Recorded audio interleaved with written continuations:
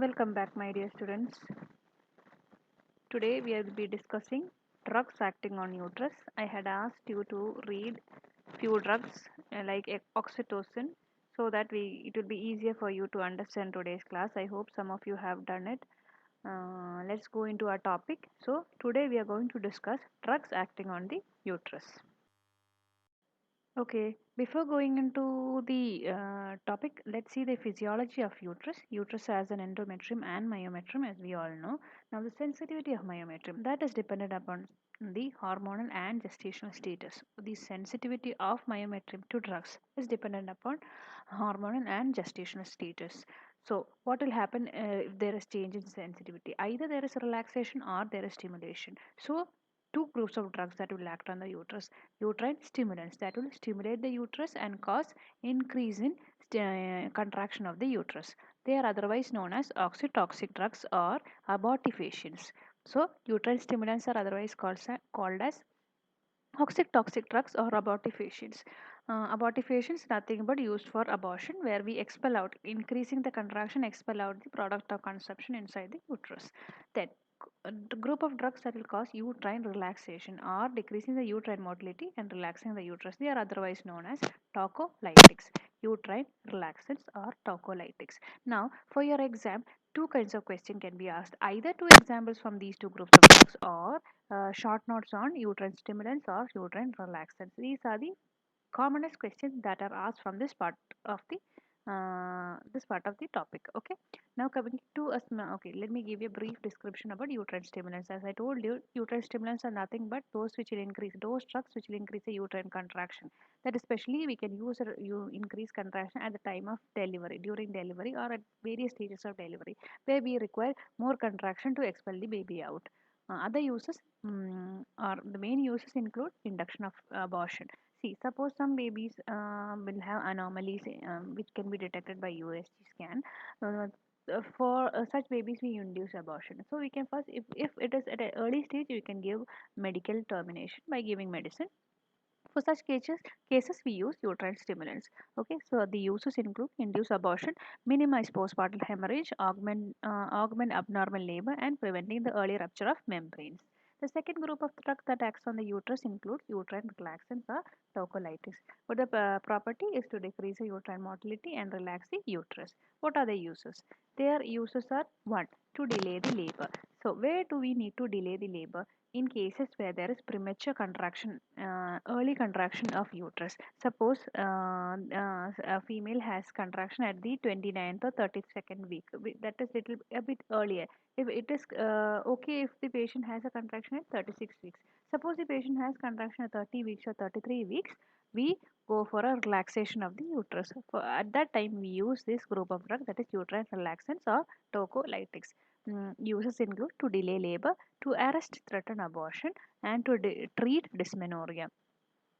This group of drugs are usually gynecological drugs. Okay, more you will remember these drugs once you go to once you have your gynec posting. Okay, so the two groups of drugs include uterine stimulants and uterine relaxants.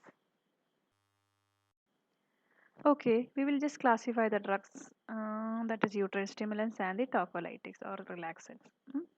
First, under uterine stimulants, hormones secreted from the posterior pituitary gland, that is oxytocin, desaminoxytocin. Two drugs are oxytocin and desaminoxytocin. The second group, ergot alkaloid, ergometrin and methyl ergometrin. The third, prostaglandins, that is PGE2, PGF2 alpha, 15 methyl PGF2 alpha, and misoprostol. Then miscellaneous agents include ethacrynide and quinine. So these are the group of drugs that come under uterine stimulants. Posterior pituitary hormones, oxytocin, one drug which you should remember in our labor room or labor rooms. The most commonly used drug oxytocin in the name of pitocin, brand name pitocin. Okay, so first classifying posterior pituitary hormone, oxytocin and desaminoxytocin, ergot alkaloid, which includes ergometrin and methyl ergometrin, prostaglandins, which includes PGE2, F2 alpha, 15 methyl PGF2 alpha, and misoprostol, miscellaneous ethacrynide and quinine. Okay, Coming to tocolytics, those agents which will relax the uterus. Adrenergic agonists, the ritodrine, isosuprime, salbutamol, and terbutaline. These, I hope these names you might remember because it comes under the adrenergic system. So you will be familiar with the names. Okay, tocolytics, first group, adrenergic agonist, which includes ritodrine, isosuprime, salbutamol, and terbutaline. The second group or other drugs which are used are CCBs, that is nothing but calcium channel blocker, nifedipine.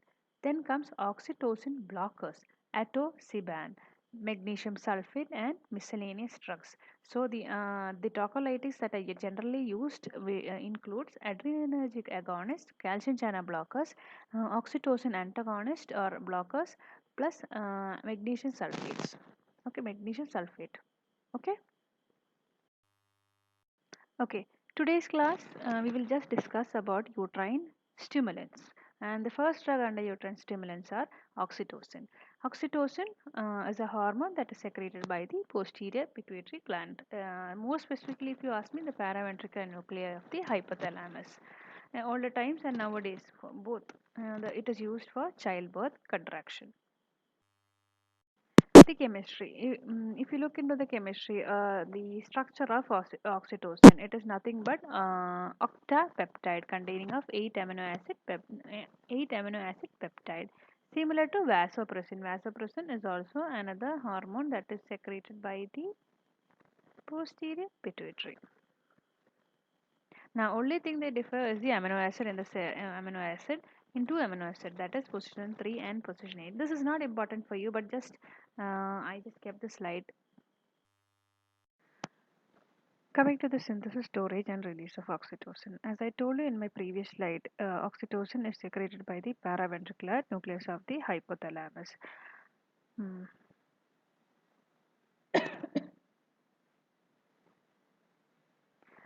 Paraventricular nucleus of the hypothalamus. Now, from the hypothalamus, they are transported to the posterior pituitary through the hypophyseal tract, where it reaches the posterior part of the pituitary. There, they are stored in secretory granules as oxytocin. So, the storage takes place in the posterior part of the pituitary as in secretory granules. From there, stimulus to the posterior pituitary, either by persistent distension of the cervix or vagina or suckling, will lead to secretion of oxytocin, where they go to the target organ. The major target organ includes the uterus and the myoepithelial cells of the breast. Now, in the uterus, what happens? On release of oxytocin, they causes contraction of the uterus. Causes contraction of pregnant uterus, and on the breast, they causes contraction of the myoepithelial cells of the female breast. So, this picture will summarize the storage, synthesis, and release of oxytocin. In one word, synthesis in the hypothalamus, storage in the part of the pituitary, and with required stimulus, the release of oxytocin, target organ, uterus, and myoepithelial cells of the breast tissue. This is the mechanism of action. For you, no need to go into the depth, but just understand it acts through GPCR. G protein. It is a GPCR coupled receptor. G protein coupled receptor mechanism. Just understand that. Okay. Coming to the pharmacokinetics of oxytocin. Oxytocin, as I told you, the structure of oxytocin is octapeptide. Peptide in nature, so it will be inactive orally. Okay. Remember, peptide in nature will be destroyed by proteolytic enzymes in the gut. So, inactive orally. It can be given through IV, IM, and intranasal spray. Metabolized in the kidney and liver. Plasma T have about 6 minutes. It is destroyed by an enzyme called oxytocinase secreted by the pregnant uterus and placenta. Okay.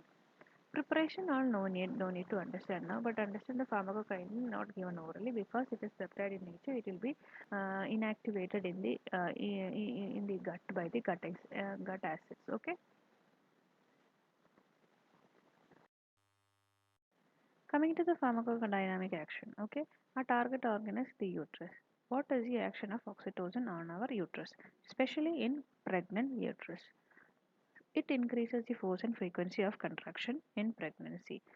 And what all increases or decreases, what all hormones increases or decreases sensitivity of uterus towards oxytocin. The hormone estrogen will increase the uterine sensitivity to oxytocin, while progesterone will decrease the sensitivity to oxytocin. While in early pregnancy will require higher doses of oxytocin. Now, during expulsion of fetus, the uterus is divided into upper segment and the lower segment. Usually, the upper segment of the uterus is contracted while the lower uterus relaxes. This leads to the expulsion of fetus. So, during expulsion of fetus, the upper segment contracts, lower segment relaxes. And this is how there is expulsion of fetus. So the fetus comes out of the uterus. Now, whenever I speak out or talk, whenever I tell the action of oxytocin, I always say oxytocin acts on a pregnant uterus. Why? If you give oxytocin to a non-pregnant lady, there is no action. Oxytocin is resistant to non-pregnant uterus. No action will be there in a non-pregnant uterus. Now, different action of oxytocin depending upon the dose in humans. When small doses given, there is increase in tone and amplitude of contraction of uterus. While if you give a larger dose, it will increase the frequency of contraction. The frequency increases, but there is incomplete relaxation. The upper segment will have increase in contraction, but there is incomplete relaxation. Much more higher dose is given, there is sustained contraction without relaxation. As a result, this can lead into asphyxial injury to the fetus and can cause fetal death also due to fetal distress. So, higher doses will cause sustained contraction without relaxation, which will result in decreased flow to the fetus, fetal distress, and finally death of the fetus. During parturition, the number of oxytocin receptor increases. So, there is that is the sensitivity of the uterus increases. Okay, and finally, exogenous oxytocin will initiate rhythmic contraction. Okay, the next target, the breast. What happens? The action of oxytocin on the breast tissue. Here, the suckling action by the infant is a stimulus. So it stimulates the nipple mechanoreceptors, which stimulates the hypothalamus. A signal from the hypothalamus is set to the posterior pituitary, where there is release of oxytocin. Now, this causes contraction of the myoepithelial cells, as I told you earlier, and leads to milk ejection. Now, one thing you should explain is what is the action of oxytocin on milk ejection and what I taught you in my previous class prolactin. What is the difference between prolactin and oxytocin? Please comment me in the comment box. I will tell you the answer, but before that, what did you understand? I want to know what is the idea you got the action of oxytocin and prolactin, two different hormones from two different parts of the pituitary and their action on the nipple. So milk ejection is by oxytocin. Please comment me in the comment box. Okay, the next system, CVS. CVS, no normal therapeutic dose will have no effect, while in higher dose it can cause vasodilation, fall in BP, reflex tachycardia, and flushing. Then in kidney, higher doses can cause ADH, vasopressin-like effect, decrease in urine output, and pulmonary edema, etc. Okay, coming to the clinical uses of oxytocin. The clinical use, first action is induction of labor. I told you in the later stages of pregnancy, for induction of labor, we require oxytocin for the contraction of the upper segment and relaxation of the lower segment. Now, which all condition we usually induce labor? One, to augment or induce abnormal labor in pregnant woman. In cases of premature rupture of membrane, to prevent it. In isoimmunization, in fetal growth restriction, and in uteroplasty insufficient diabetes mellitus and preeclampsia and eclampsia, where we require early pregnancy. Maybe they are term by 36 weeks, but we will induce labor in such patients. For that, we prefer oxytocin IV infusion. Now, what is the advantage of using oxytocin? Plasma T half is very short. I told you plasma T half is about 6 minutes. Intensity of action can be controlled. At a low concentration, there is a period of complete relaxation between the uterine contraction which will prevent fetal asphyxia. First, a low concentration is given. There is equal contraction and relaxation. That is upper segment contracts and lower segment relaxes. This will prevent fetal asphyxia. Lower uterine segment is not contracted, so fetal descent is not compromised. Okay, the lower segment is not contracted, so there is no fetal descent is not compromised. These are the advantages of oxytocin. Before using oxytocin or before induction, we should rule out few things.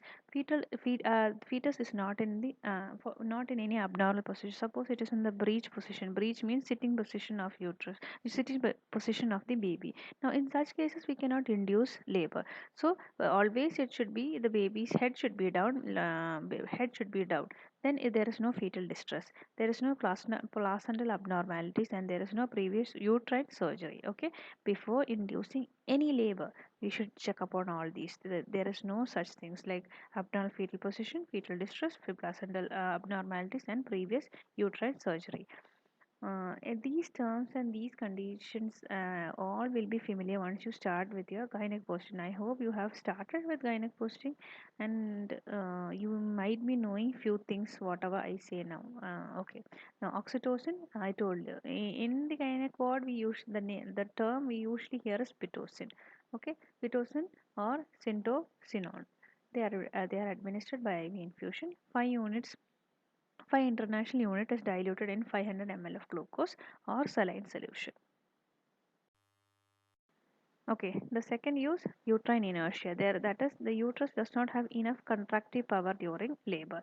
So, absence of effective uterine contraction during labor. For such condition, also we give pitocin so that there is effective contraction of uterus and the baby is expelled out. Oxytocin can be infused IV, augment satisfactory contraction. The oxytocin is the drug of choice and preferred over ergometrin or prostaglandin analogs, or oxytocin is preferred over other group of drugs in the list. It has shorter duration of action, normal relaxation between contraction, and lower segment is not contracted. Uterine contractions are consistently augmented. The third use, postmortem hemorrhage. For postmortem hemorrhage also, postmortem hemorrhage after delivery, some patients may go for profuse bleeding when there is uterine relaxation. So to prevent that, we should contract. Contraction will also cause closing of the arteries and veins present in the uterus. So for that also we prefer oxytocin. Oxytocin IV infusion or IM, especially useful in hypertensive women where ergometrin is contraindicated. Action, it acts by, now what is the action of oxytocin in such cases? Acts by forcefully contracting uterine muscle, which will compress the blood vessel passing through it and will arrest hemorrhage. So, the third use is postmortem hemorrhage. Postmortem hemorrhage is after the delivery of the baby, the uterus will be in a relaxed state. In some patients, this relaxed state will cause a severe hemorrhage or bleeding through the vessels present in the uterus. For such situations, we give oxytocin. Oxytocin IV infusion, okay, and causes which will cause a contraction of the uterus, that will cause which for which in which will uh, directly close or compresses the blood vessels present in the uterus. The next use is breast engorgement. When there is a breast engorgement uh, due to insufficient milk ejection reflex, when there is milk collection in the breast and milk is not ejected out due to insufficient milk ejection, we can give oxytocin. Intranasal spray is preferred and dose does not increase milk production. This here you should understand the difference. It is not increasing the milk production, but milk stored in the breast is being released out. Okay. The next use, oxytocin challenge test to assess whether the fetal well-being plus bar and the uteroplacental adequacy. To differentiate between these two, fetal well-being and uteroplacental adequacy. Okay, just understand that no need to go further. It is used in uterine challenge test. Coming to the adverse effects of oxytocin. Non-judicious use can lead to serious reaction. I told you higher doses can lead to fetal distress where there is sustained contraction and no relaxation of their lower segment, leading to decreased fetal blood flow and leading to death of the fetus. So, unnecessary use can lead to serious reaction, or overdose can lead to unnecessary reactions. That is fetal distress, placental abruption, or uterine rupture. High concentration, as I told you, high concentration, excessive fluid retention, or water intoxication, and can lead to hyponatremia, heart failure, seizure, and death of the patient. Bolus injection can cause hypotension. In the CVS, I told you, it can lead to hypotension, vasodilatation, and hypotension. Okay, the next drug is desamino-oxytocin. It is the buccal formulation of oxytocin. Action is very similar to oxytocin. Indication includes induction of labor, uterine inertia, and breast engorgement. It is also preferred in hypertensive women in which ergometrin is contraindicated. Exactly similar to oxytocin, just a buccal formulation. Coming to the next part, that is the ergot alkaloids. Ergot and next part or the next group of drug, ergot alkaloids. Ergot alkaloids, two drugs, that is ergometrin and methyl ergometrin. You all might have read about ergometrin in your first chapters. Ergometrin is a fungus that is obtained from Claviceps purpura. Claviceps purpura, while methyl ergometrin is a semi-synthetic derivative of obtained from lysergic acid. Methyl ergometrin is more potent and preferred over ergometrin. Now they increases the strength, duration and frequency of uterine contraction of both upper and lower segment. Contraction involves fundus, body and cervical segment. Overall it contracts the fundus, body and the cervical segment. The picture in the side shows the fungus, that is Claviceps purpura, where it is being obtained. Now coming to the pharmacokinetics of ergometrin and methyl ergometrin, that is orally, it is absorbed orally and or it is absorbed, it can be used orally. Coming to the pharmacological action, uterus, the major target organ, very highly sensitive, and it will elicit immediate and powerful response. And action will be increasing contraction. Now, in small doses, increase in force of contraction with normal relaxation, while at higher doses will cause increase in contraction, which will be very powerful in frequency, and as resting muscle tone will also increase. Can cause uterine atony and in some cases fetal distress, compression, and asphyxia. Both these leading to death. Both these are similar to oxytocin also. The higher doses it can cause fetal distress, compression, asphyxia, and death of the fetus. Coming to the action on systems like CVS. CVS, no adrenergic blocking activity. It will not increase BP at the dose which is used in the obstetric part. That is 2 milligram will have no action on CVS, but only on higher doses will have action. Here in CNS also, that is in nervous system also, obstetric doses will have no effect, but the higher doses it might act on the, it will interact with the adrenergic, serotogenic and dopaminergic receptors present in the brain at a higher dose, and also it will have a direct stimulating action on the emetic center. Now in GIT also they are very sensitive to ergot alkaloids and will increase peristalsis. So the side effects will be very few will be seen in lower doses, but it has a direct action on the emetic center and on the GI serotonin receptors which are present in the GI tract. Uses.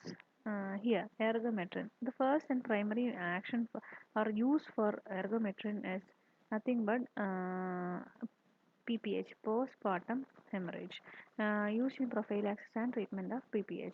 At 0.2 to zero point 0.3 milligram IM is given. The mechanism of action, as I told you, postpartum hemorrhage is due to relaxation of uterus. So the action will be contraction. So ergometrin will contract the uterus.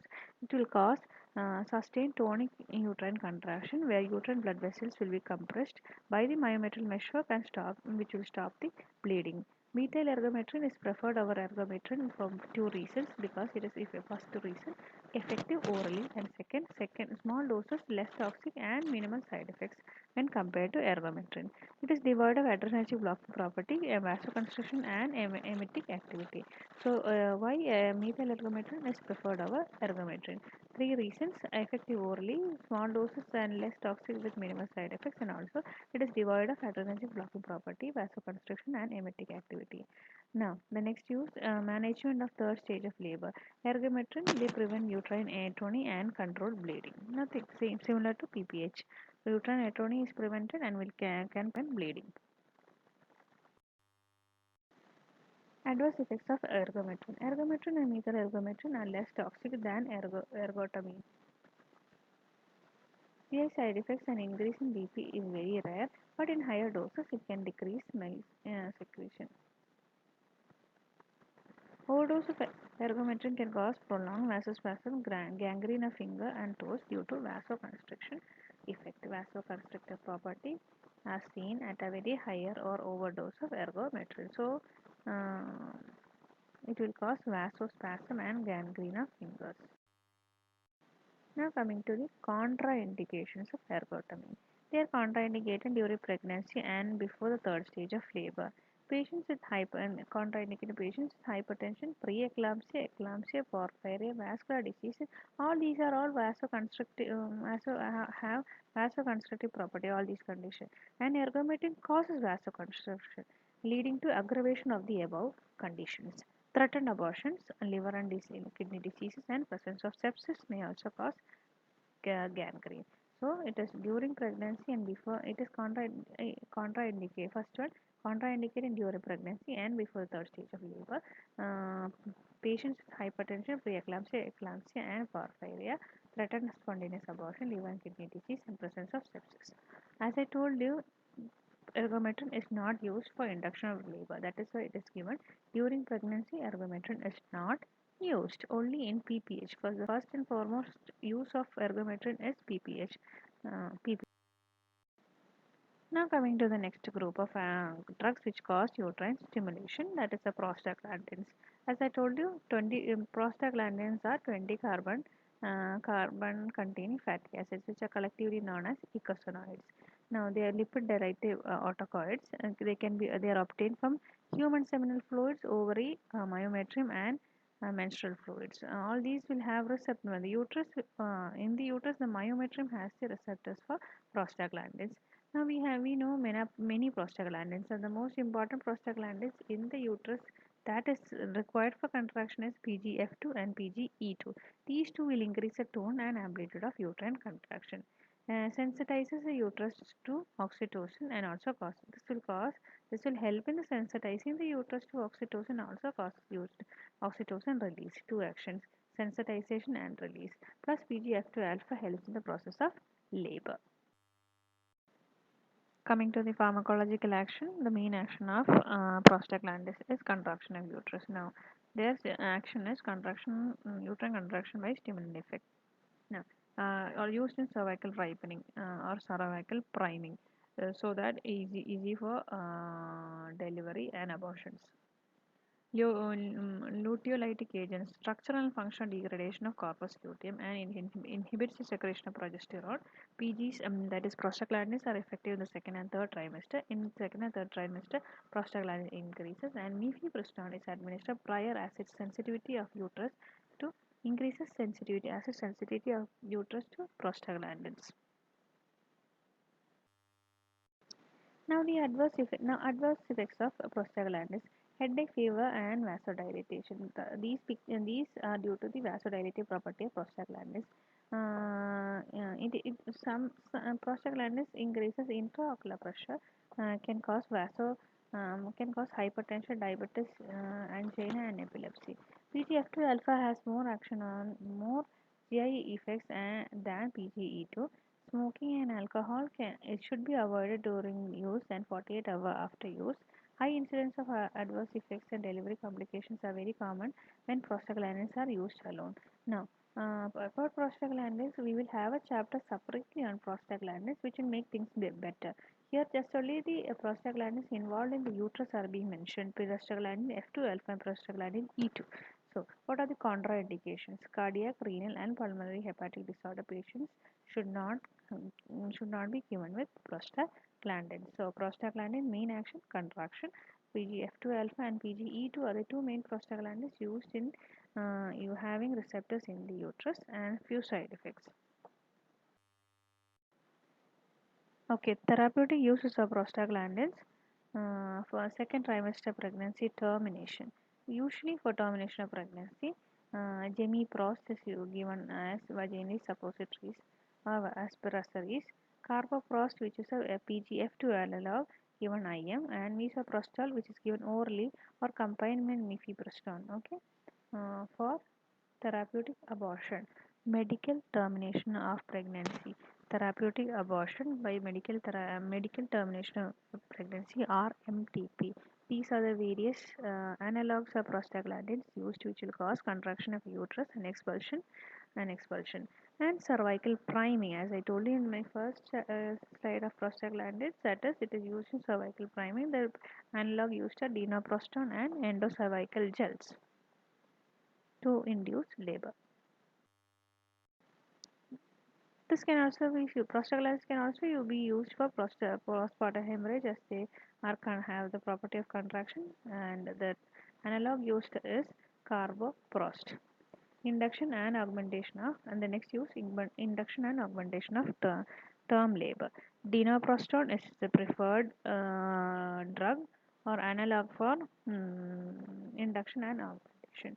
Don't get scared here of hearing all these the names or analogs of prostaglandins, because this will be made clear in the chapter when we in the chapter of prostaglandins. When we teach you prostaglandin chapters, these names will be very familiar. But now just go on with the names, read on with the names so that it becomes familiar when you read when we teach you prostaglandin chapter.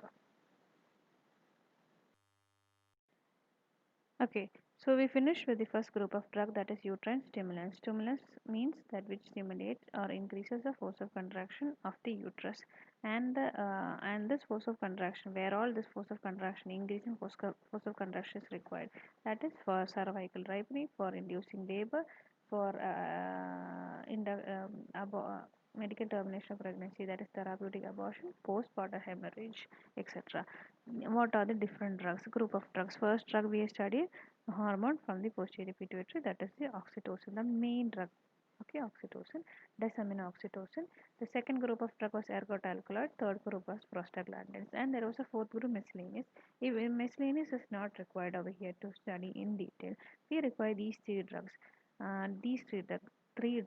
Please read the textbook, understand more about these drugs, and memorize it. The most common question asked is name two uterine stimulants or name two prostaglandin analogs used in obstetrics.